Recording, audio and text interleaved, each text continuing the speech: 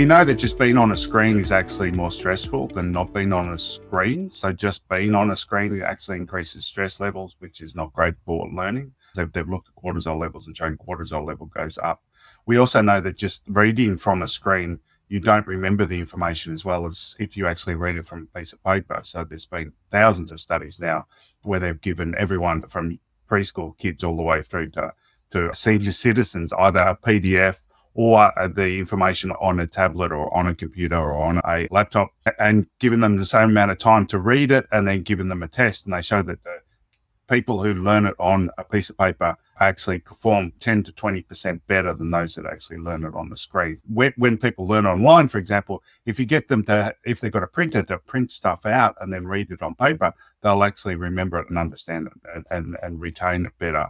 So that's some of the negatives associated with it. Also, the connection, as we've talked about, doesn't work as well. So as I said, I like to get my students to at least come in for the first day or a first session so that we can actually make a connection. And then once you've got the connection, it's much easier to sustain that connection online, but you don't get that same connection you would otherwise.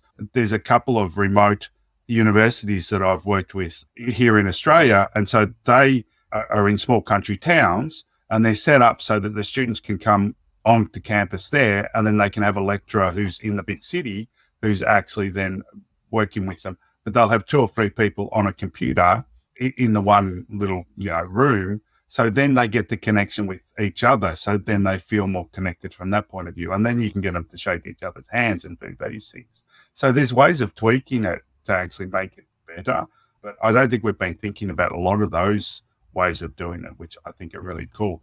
You've got to also get them to turn off all their notifications, because we know that the notifications, every time a notification goes off, we lose the last 90 seconds of what we were doing because of our working memory. So our working memory is really limited, and because of our attention mechanisms, if something beeps or something buzzes or something jumps up and down, or their phones go off or their phones beep or buzz or anything like that, they lose the last 90 seconds of what they were just doing, but they don't realize they lose the last 90 seconds of what they were doing. So if they're trying to listen to your lecture or whatever, and that every time that happens, they lose time and they lose that information. So you've got to make sure that they get rid of all of those things, which a lot of students tend to have a lot of resentment. When we talked, you told me about a teacher who actually did a study on that. Can you share that? Because it was kind of jaw-dropping. Yeah, so he had a class of 25, 30 students, and he was actually a statistician teaching the high school students stats. And he got all of the students to have their phones and then just count the number of beeps or buzzes or whatever they got on their phones during the class, so then they could look at the impact of all of that on the class.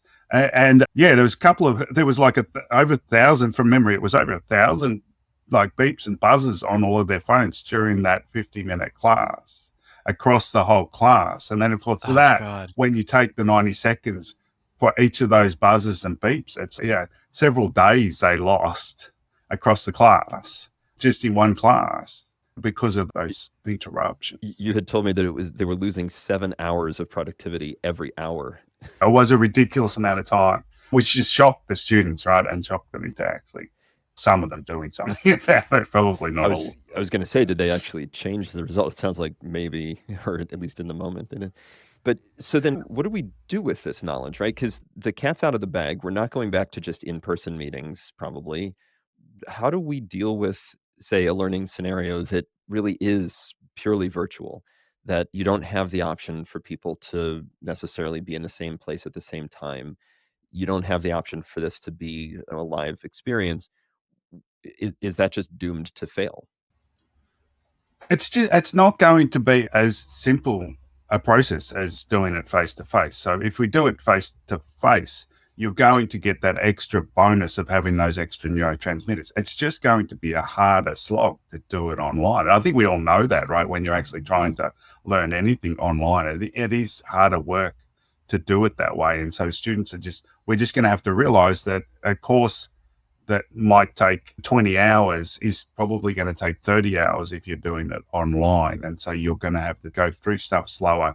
You're going to have to give them a lot more reading to do.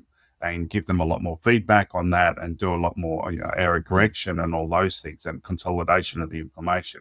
And so we just got to realize that the information is not going to be transferred to long-term memory as easily in that environment. And so therefore it's just going to take a little bit longer to do that. But I mean, you can still learn online. I'm not saying you can't learn online. It just isn't as easy as it is if you've got a teacher standing in front of you who's super motivated to connect with you and you have a relationship.